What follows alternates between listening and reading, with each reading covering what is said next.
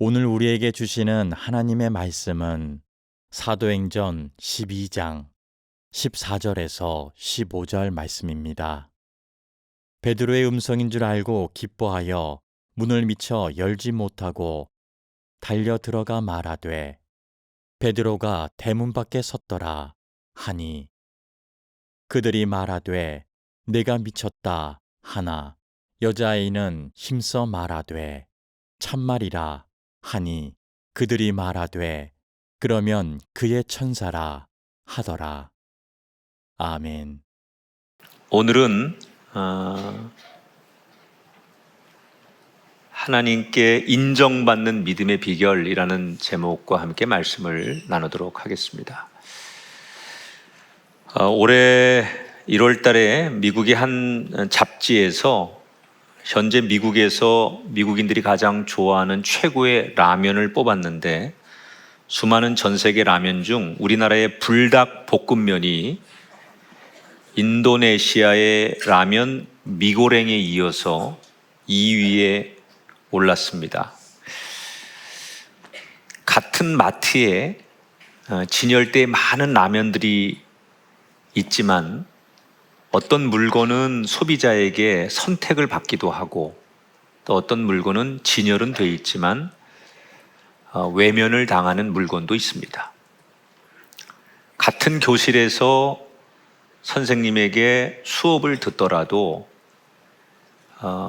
선생님께 칭찬과 인정을 받는 학생이 있고 그렇지 않은 학생도 있습니다.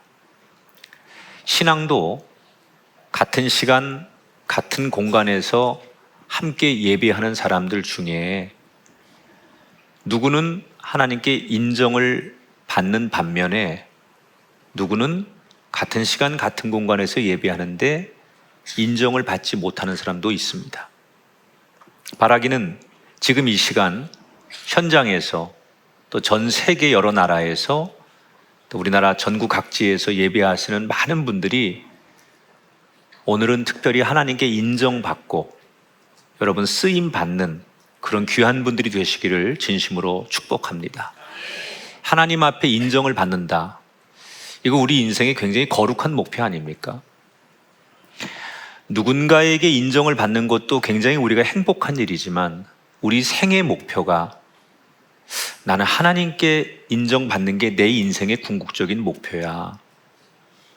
내가 일하고 자녀를 키우고 또 공부하고 살아가는 모든 목표의 정점은 나는 하나님께 인정받는 게 내 삶의 목표야.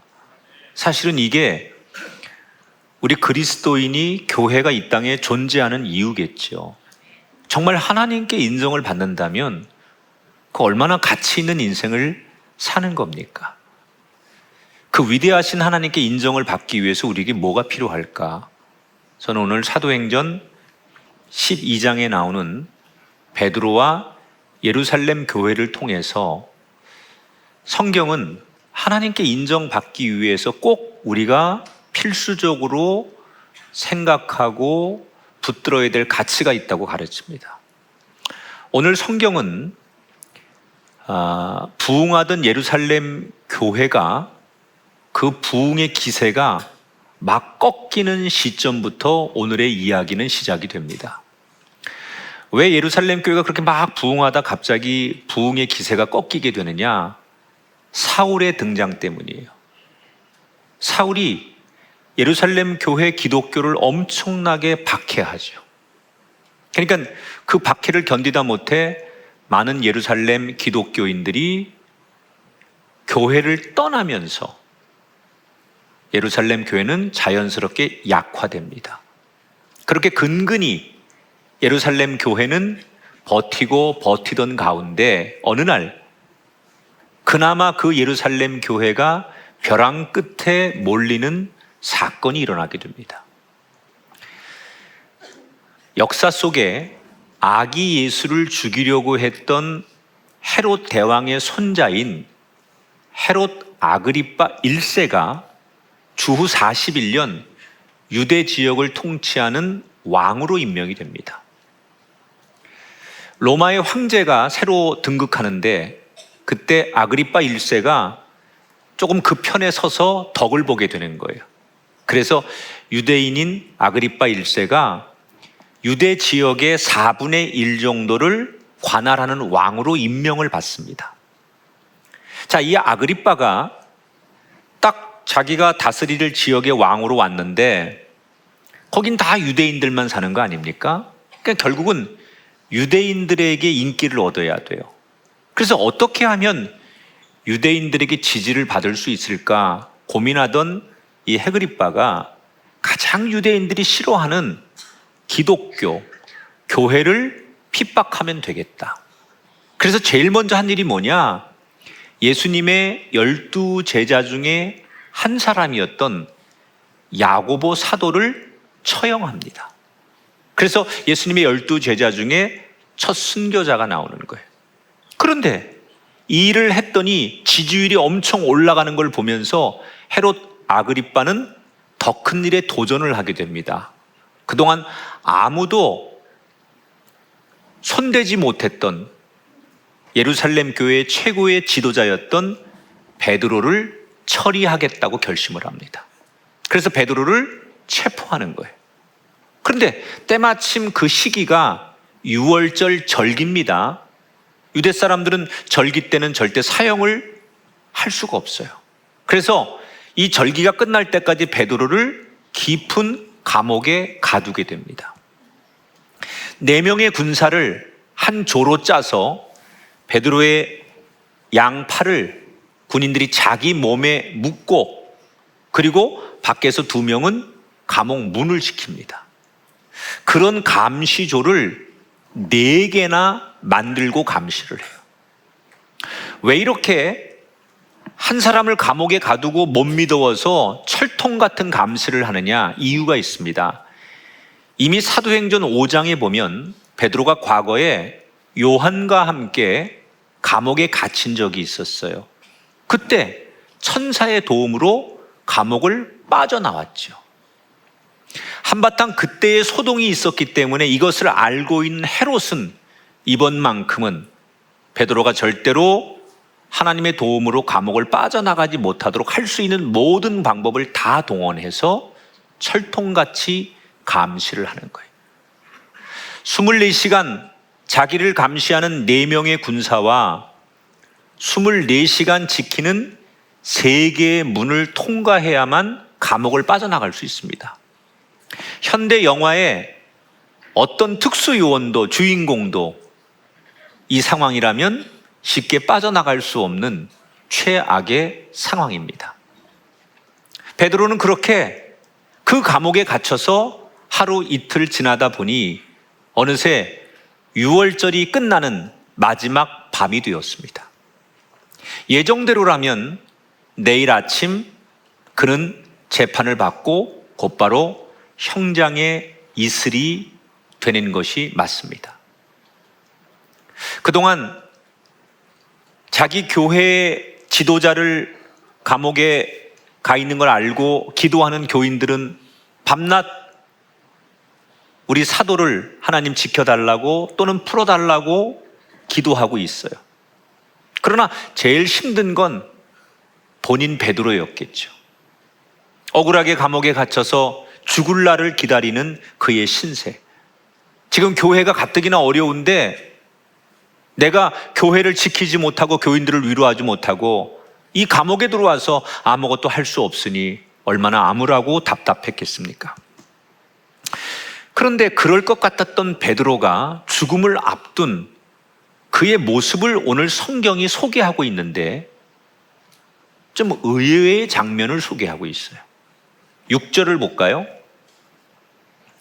헤롯이 잡아내려고 하는 그 전날 밤에 베드로가 2 군인 틈에서 2 쇠사슬에 매여 누워 자더라.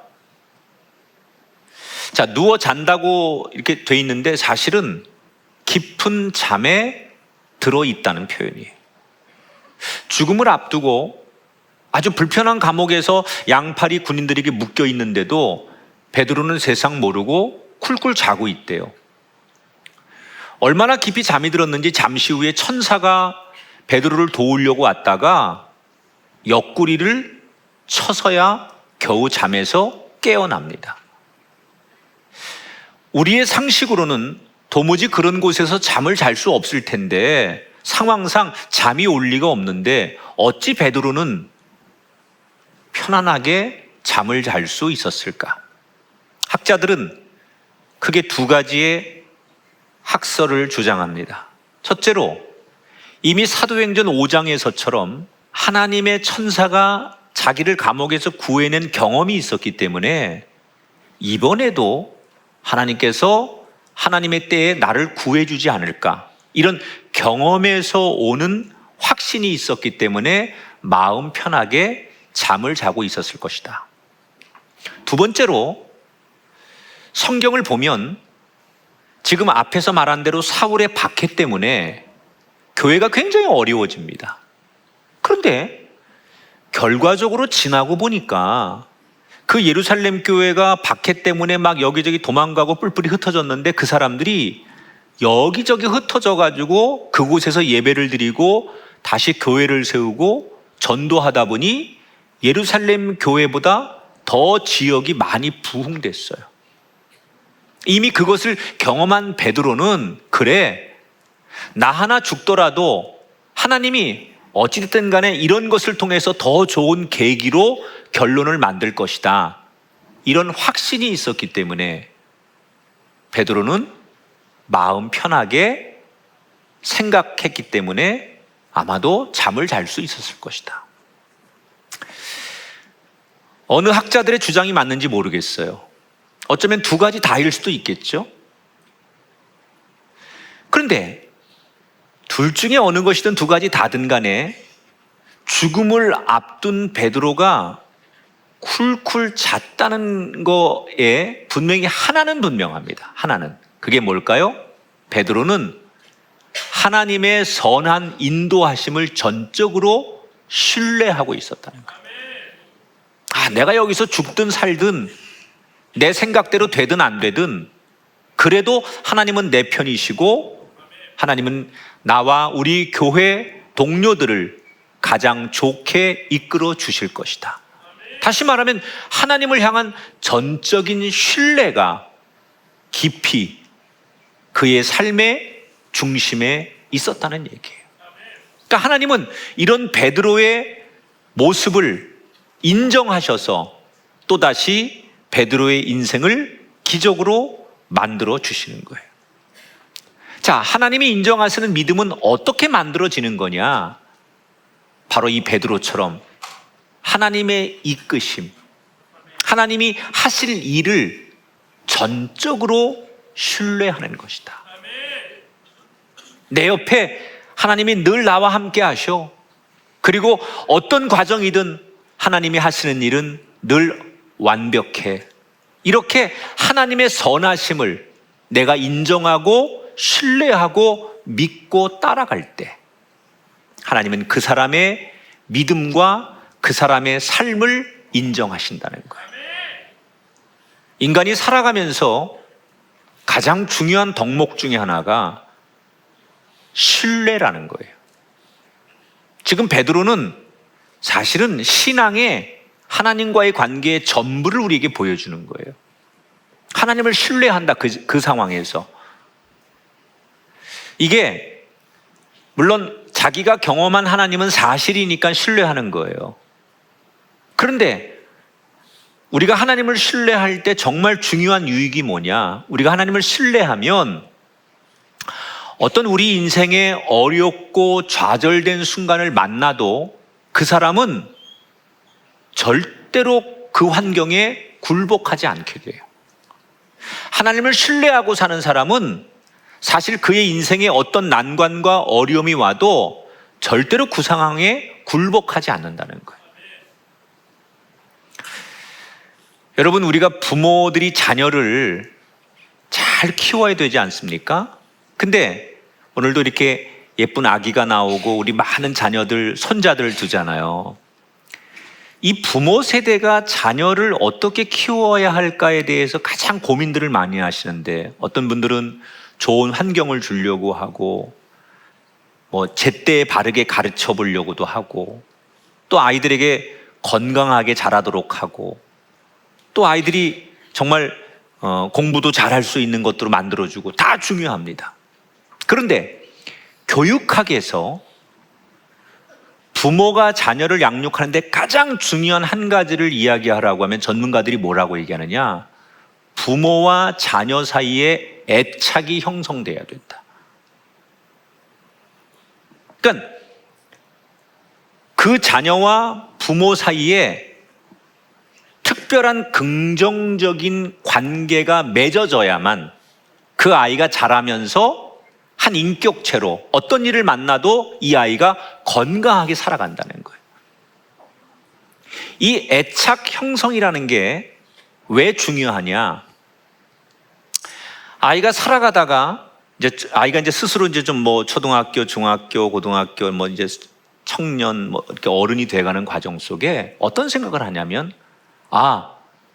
우리 아빠, 엄마는 나를 늘 사랑해. 나는 늘 인정받아. 이런 신뢰감이 그 아이의 마음에 있는 거예요. 그럼 이 아이가 나는 누군가로부터, 특히 부모로부터 사랑을 받고 인정을 받아 라는 마음이 중심에 있는 상태에서 애가 성장을 하면 혹 나중에 세상에 나가서 좀 어려운 일, 힘든 일을 만나도 절대로 그런 아이들은 좌절하거나 절망하지 않는다는 거예요.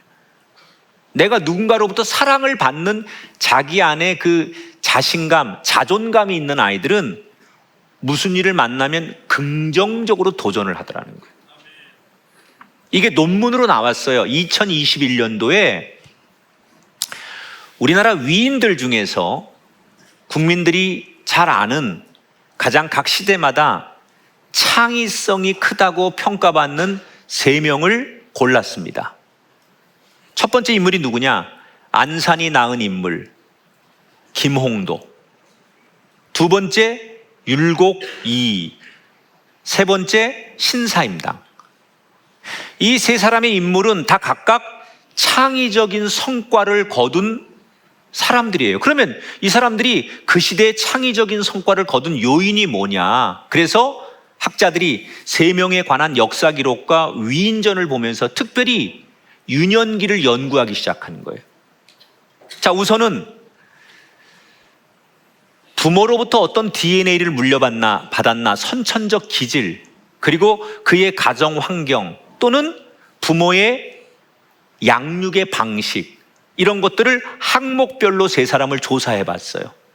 그런데 놀라운 것은 3사람이 기질도 다 다르고 환경도 다 다르고 부모가 가르치는 양육 방식도 다 다르더라는 거예요. 근데 딱 하나 공통점이 있어요. 그게 뭐냐? 3사람 다 자기 부모와 애착 형성이 잘 돼 있더라는 거예요. 누군가 내 편이 있어. 그게 부모예요. 그런 신뢰감이 생기니까 자기가 세상에 나가서 어떤 어려운 일도 어렵게 여기지 않고 즐겁게 행복하게 도전해서 성과를 내더라는 거예요. 사실 우리가 살아가는 세상은 불행하게도 부모가 언제든 자식을 버릴 수 있는 세상이고 사랑하는 애인이 자기를 떠날 수 있는 세상이에요. 그런데 그런 불확실한 인간으로도 저 사람이 지금 내 편이야, 나를 신뢰하고 사랑해, 이런 신뢰감을 느끼면 무슨 일을 만나도 무너지지 않는데요. 그런데 하물며 내가 신뢰감을 느끼는 분이 불완전한 인간이 아니고 하나님이라면 어떨까요? 온 땅의 주인이신 창조주 하나님이 다른 사람들은 몰라도 나를 사랑하고 인정하고 나를 격려해주는 내 편이라는 그 하나님과의 관계 속에 신뢰감이 있다면 우리의 인생은 어떨까요? 한낱 불완전한 사람에게도 신뢰감을 느끼면 세상 사는 거에 대한 많은 그런 효율적인 성과를 낸다는데, 하나님과의 신뢰감이 생긴다면, 하나님을 신뢰한다면 우리의 인생의 가치는 얼마나 대단해질 수 있을까요? 여러분, 저는 여러분이 하나님을 전적으로 신뢰하고 도전하시기를 축복합니다. 여러분이 생각하는 인생, 여러분의 플랜보다 훨씬 더 상상할 수 없는 여러분의 인생이 하나님을 신뢰하면 펼쳐지게 될 줄 믿습니다. 과거에 저희 교회에 제가 경험한 한 집사님 이야기입니다. 어느 날 한 집사님 가정이 우리 교회에 등록을 했어요. 그런데 이분들의 얼굴 표정이 굉장히 어두운 거예요. 그때는 처음에는 몰랐는데 나중에 시간이 지나서 이분들이 왜 그렇게 얼굴 표정이 안 좋은지를 알게 됐어요. 이분들에겐 사연이 있었는데 다른 지역에서 공장을 운영하다가 이 공장이 어렵게 됐습니다. 그래서 한 10억 당시 이상의 빚을 지고 그냥 감당이 안 되니까 도망을 온 거예요. 그리고 양심이 있으니까 여기서 열심히 벌어서 언젠가 그 빚을 갚아야지. 그래서 이 남편 집사님이 번듯한 직장은 다닐 수 없으니까 일용직 공사판에서 그 일을 하고 아내도 식당에 뛰어들고 아이들도 학교를 휴학하고 아르바이트를 하면서 하루하루를 사는 거예요. 과거에 내가 공장을 운영하는 대표였고 사장이었다는 것은 사치예요. 지금 하루하루 살기도 버거운 거예요. 그렇게 그런 가정의 사연을 가진 사람들이 교회를 쭉 다녔는데 어느 날 그 남자 집사님에게 전화가 왔어요. 목사님 이러고 딱 부르는데 혀가 꼬여 있어요. 자꾸 들어보니까 술 한잔 하셨어. 그리고 전화를 하신 거예요. 근데 이런 얘기를 해요. 목사님, 하나님은 늘 우리와 함께 하신다고 설교하지 않으셨습니까?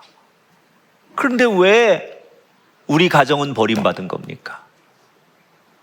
그리고 막 이분이 막 술 기운에 그런 속상한 마음을 표현하시더라고요. 그래서 다 그 얘기를 듣고 있는데 갑자기 더 이상 소리가 안 들리는 거예요. 그래서 여보세요? 전화기가 끊어졌나? 여보세요? 여보세요? 그리고 전화가 끊어진 줄 알고 저도 수화기를 막 내려놓으려고 하는데 그 수화기 너머에 울음소리가 들리기 시작하는 거예요.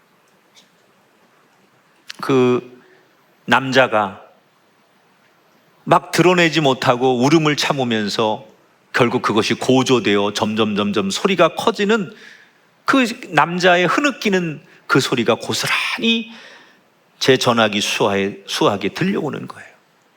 점점 그 소리가 들썩들썩 커지고 그 울음소리가 진해지는 그 집사님의 울음소리를 그냥 말없이 한동안 들었어요. 그리고 그날 더 어떤 얘기도 나누지 못하고 전화를 끊고 얼마 뒤에 교회에서 그 집사님을 만났어요. 근데 때마침 그때 저희 교회가 부흥회를 준비하고 있었습니다. 그때 제가 부흥회 타이틀을 뭐라고 정했냐면 기적의 하나님을 경험하자, 이런 타이틀을 걸고서 한 강사님을 불러서 그때는 새벽, 오전, 저녁 이렇게 하루에 3번씩 부흥회를 할 때예요. 그래서 이 강사님을 딱 정해놓고 기적의 하나님을 경험하자라는 부흥회를 여는데 이 집사님에게 제가 뭐라 그랬냐면, 집사님 이번 부흥회에 참석하셔서 기적을 경험하세요. 근데 자기는 지금 하루 벌어 살아야 되고 자기 그 일당을 가지고 살아가는 분 아닙니까? 그래서 제가 뭐라 그랬냐면, 집사님 그 일당 제가 드릴게요. 3일 동안 부흥회 참석하시면 3일 일당 제가 드릴게요. 그랬어요. 그냥 나오면 미안할 테니 교회에서 안내도 쓰고 뭐 찬양단도 쓰고 그렇게 해서 3일 다 부흥회 하시면 제가 3일 일당 드릴게요. 그래서 이분이 겸연쩍게 머리를 극적거리며 알겠습니다. 그리고 부흥회를 참석했어요. 부흥회가 다 끝났습니다. 어떤 일이 생겼느냐? 그 3일 동안 이 집사님은 나를 위해 일하시는 주님을 만난 거예요. 그때부터 이 집사님의 인생이 달라졌어요. 표정이 밝아지고 불평하던 그 언어가 사라지고 그리고 생각이 바뀐 거예요.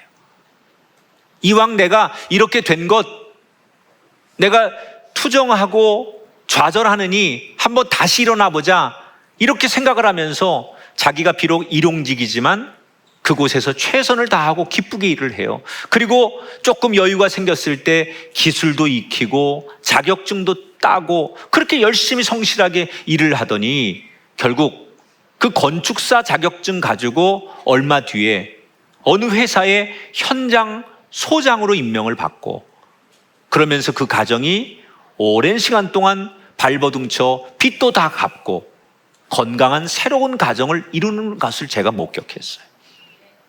여러분, 제가 소개하는 이 집사님의 인생에 언제 기적이 시작됐습니까?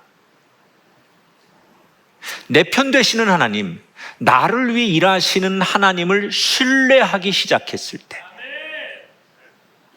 신뢰감이 생기니까 자신감이 생기고 자신감이 생기니까 도전하게 되고 도전하니까 하나님의 길이 열리게 되고 길이 열리니까 인정받는 삶이 되더라는 거예요. 여러분, 세상을 바라보면서 힘들다고 원망하고 불평할 그 시간에 지금도 내 편이 되시는 하나님을 전적으로 신뢰해 보십시오. 이런 거 있습니다. 하나님이 자기 이름을 위해서라도 우리를 일으키시고 이끄실 거예요. 나는 하나님을 신뢰합니다. 그리고 우리가 고백하고 그렇게 선포하는데 하나님이 내 이름을 위해서라도 내 너를 반드시 일으키리라.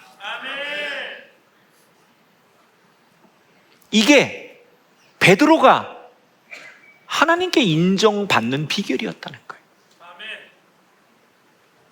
여러분, 하나님이 하실 일을 기대하십시오. 그리고 그 하나님을 진심으로 신뢰하십시오.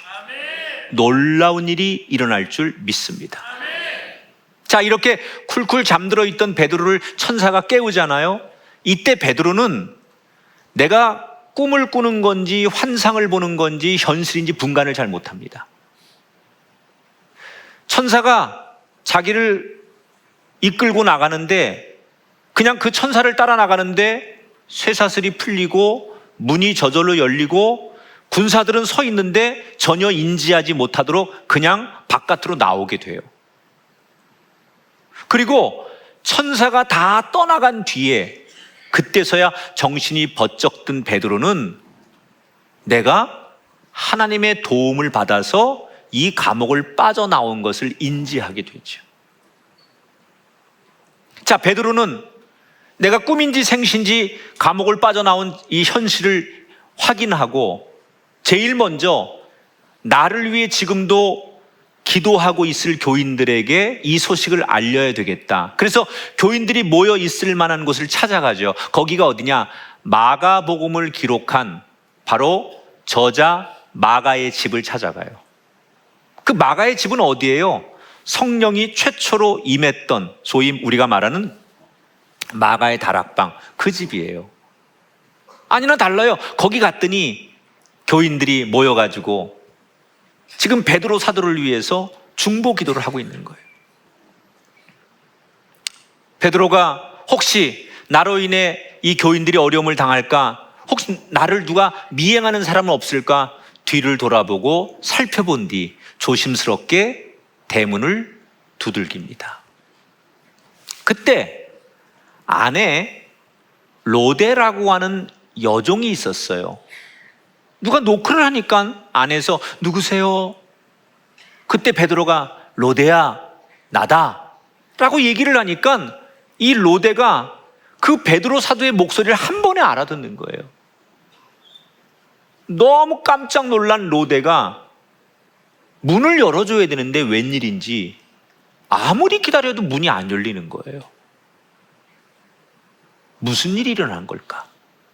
자, 베드로임을 확인한 이 로데라는 어린 여종이 어리니까 너무 놀란 거예요.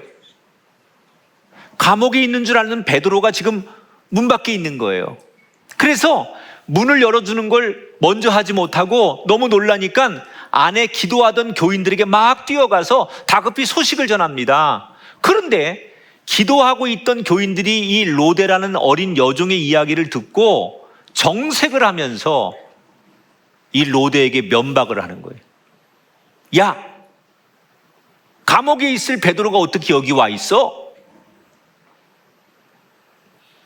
로데가 너무 억울하니까 분명히 베드로 선생님이 맞아요. 자기들끼리 옥신각신 갑론을박이 벌어집니다. 이렇게 한참 베드로도 아니다 실랑이를 벌이고 나서 잠시 후 교인들은 깜짝 놀랍니다. 정말로 감옥에 있어야 될 베드로가 자기들 눈앞에 서 있는 거예요. 너무 놀라하는 이 교인들에게 베드로가 방금 전 자신이 겪었던 일을 간증하고, 그리고는 베드로는 지금 워낙 다급하니까 이 예루살렘 교회 리더십을 예수님의 친동생인 야고보에게 넘겨주고 자기는 이 박해를 피해 예루살렘 교회로부터 서둘러 멀리 떠나가는 것으로 오늘 이야기가 종결이 됩니다. 자, 지금 이 이야기 속에서 베드로가 왔다고 철석같이 믿고 있는 로데와 기도를 하면서 베드로일 리 없다고 말하던 교인들의 차이가 뭘까? 우선 로데는 저 안에 교인들이, 어른들이 열심히 베드로를 위해 기도하고 있으니까 하나님께서 기도한 대로 응답해 주신 거겠지라고 생각하고 베드로가 온 것을 믿은 거예요. 근데 정작 교인들은 기도를 하면서 자기들이 기도를 하면서도 설마 이런 일이 일어나겠어? 라고 생각한 거예요. 아마 이렇게 기도했을지도 몰라요.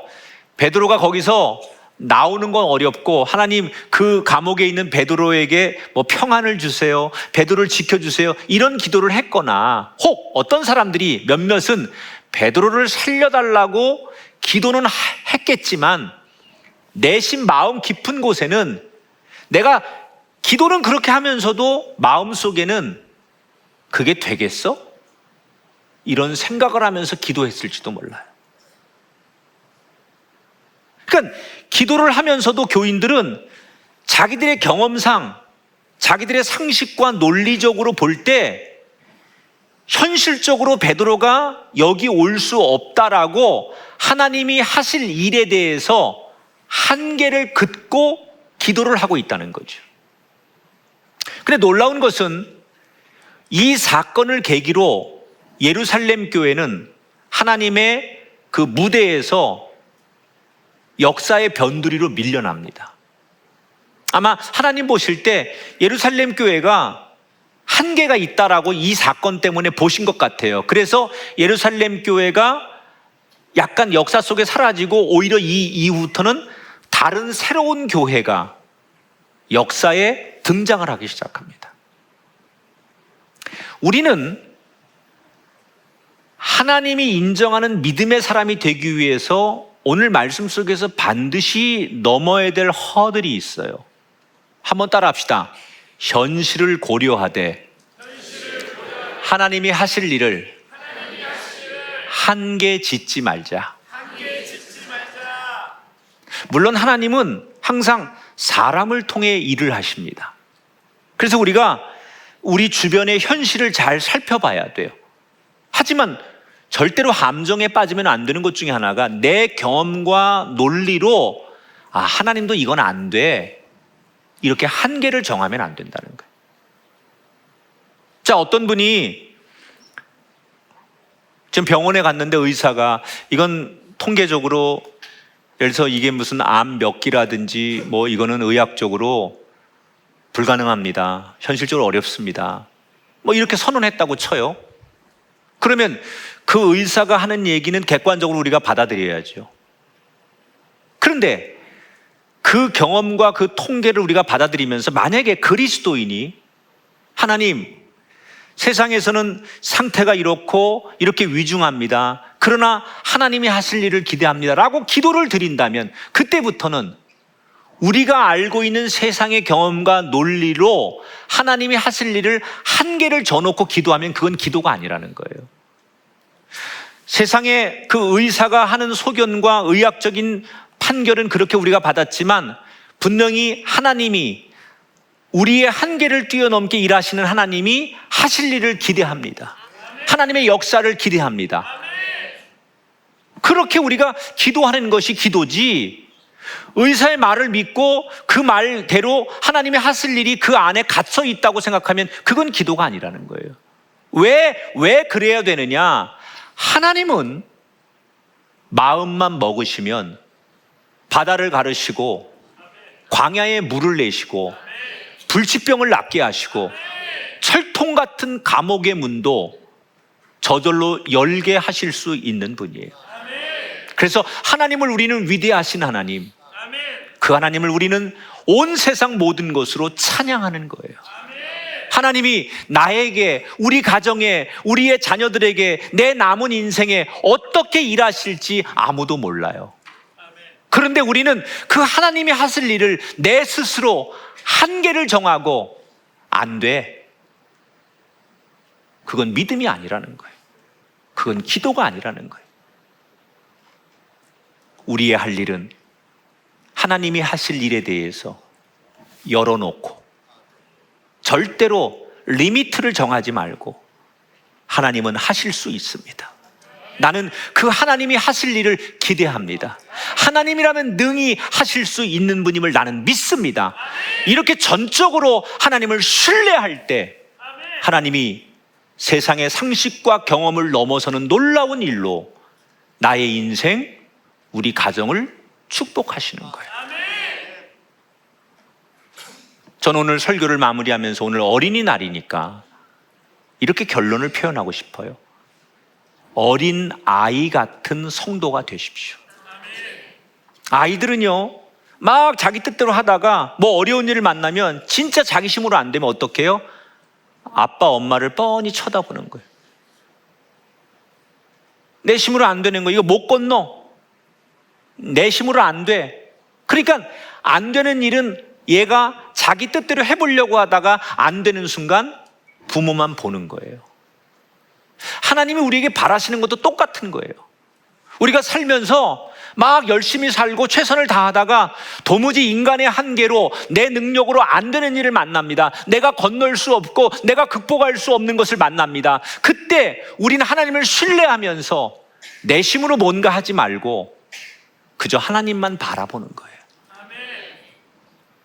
어려운 일이 생겼을 때 어린아이처럼 그 하나님 앞에만 매달리는 거예요. 그때 하나님은 마치 부모가 내 아이가 나만 바라보고 나한테 매달리는 것처럼 너의 문제를 온전히 나만 바라보고 매달리는 너의 삶을 보면서 부모된 마음으로 자녀 같은 우리의 인생을 건너게도 하시고 할 수 있는 일을 동원해 주시는 거예요. 여러분, 여러 새끼들 중에 가장 간절하게 입을 벌리는 새끼에게 어미새는 모이를 먼저 주는 것처럼 하나님도 많은 성도들 가운데 그저 나는 하나님을 신뢰합니다. 나는 하나님을 의지합니다. 그런 기도와 그런 삶을 살아가는 사람을 먼저 주목하고 들어쓰고 축복하는 줄 믿습니다. 어린아이처럼 하나님을 신뢰하십시오. 우리의 생각을 넘어서서 하나님이 인정하시고 그분의 이끄심을 신뢰하십시오. 심리학에서 현대인들의 심리를 분석할 때 요즘 나오는 용어 가운데 인정투쟁이라는 게 있어요. 사람이 인정받고 싶은 거예요. 근데 그게 지나치다 보니까 투쟁하는 거죠. 투쟁. 결국 우리가 누군가에게 뭐 관계가 어렵거나 또는 뭐 관계가 틀어지거나 다 이 모든 건 인간의 마음속에 인정받고 싶은데, 사랑받고 싶은데 잘 안 되니까 투쟁을 한다는 거죠. 근데 이 말을 우리나라 유명한 어느 심리학 교수가 이렇게 표현했더라고요. 인정투쟁이라는 건 좋은 말이고, 쉽게 말하면 현대인들은 남의 감탄사를 필요로 한다. 와, 목사님, 와, 정말 잘 어울려요. 와, 멋있어요. 와, 대단해요. 이걸 사람들은 이 감탄사를 원한다는, 목말라 한다는 거예요. 그게 인간의 심리라는 거죠. 근데 사실 우리의 영적인 근본 속에는 우리가 이 인정받고 싶은, 누군가로부터 인정받고 감탄사가 나올 수 있는 인생을 사는 게 우리의 궁극적인 본능이라고 한다면, 저는 그 대상이 하나님께로 향하여야 한다. 사람의 감탄을 자아내는 인생이 아니라 하나님께서 야, 너 참 요즘 대단하다. 너 참 귀하다. 너의 가정, 너의 인생을 보면 내가 참 요즘 너무 기쁘구나. 너는 내 사랑하는 자녀야. 하나님께서 그렇게 나의 삶을, 우리의 가정과 자녀들을 보시면서 하나님이 감탄하시도록, 그 인정받고 싶은 우리의 심리가 영적으로 하나님께 인정받고 싶어 투쟁적으로 거룩하게 살아가는 삶을 살 때, 우린 세상이 줄 수 없는 놀라운 평안을, 그리고 세상을 넘어서는 은혜를 누리는 사람이 될 줄 믿습니다. 이 시대 수많은 사람 가운데 저와 여러분이 그 하나님의 눈에 들고, 또 하나님이 주목하시고 내가 너랑 일하고 싶다, 그래서 들어 쓰시는 그 한 사람, 그 가정, 그 자녀들이 되시기를 주님의 이름으로 축복합니다.